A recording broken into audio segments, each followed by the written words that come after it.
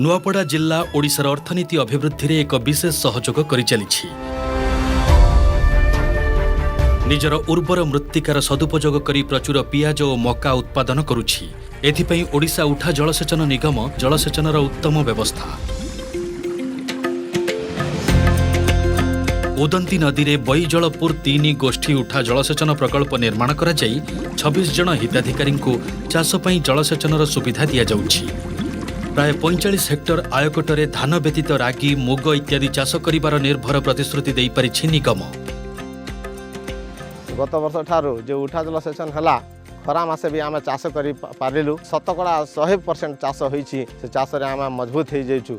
आउ कुल तबिरी मांडिया परी हरड़ आदि सब चाष करुचु। वर्तमान आम सुखरे स्वच्छंदरे रहिबु।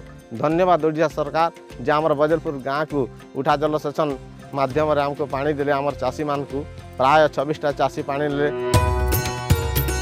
सलिहा पंचायतर सलिहा ग्रामर हिताधिकारी को गभीर नलकूप प्रदान करा जाई तांकर रोजगारर पंथा को आहुरी दृढ़ करा जाई परिछि। धानर भल अमल सह विभिन्न पनिपरिबा चाष कराई परिछि वर्ष भरी रोजगार क्षम। वर्षा ऋतु व्यतीत अन्य समय चाष पई आवश्यक पानीर व्यवस्था करी निगम चाषी मानकर जीवन धारण क्षमतारे परिवर्तन आनी परिछि। आमर बोर चालू छे और आमे काम करू छे।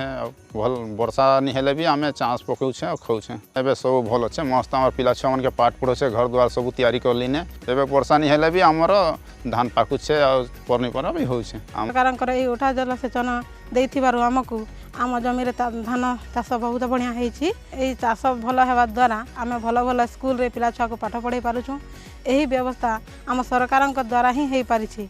एणु सरकारक हमर अशेष अशेष धन्यवाद। आर्थिक परिस्थिति रे आसीछि सुधार। चाषी मुहरे फुटिछि हस। चाषी मानकर सर्वांगीन उन्नति को सफल करिबारे लागिछि ओडिशा उठा जलसेचन निगम।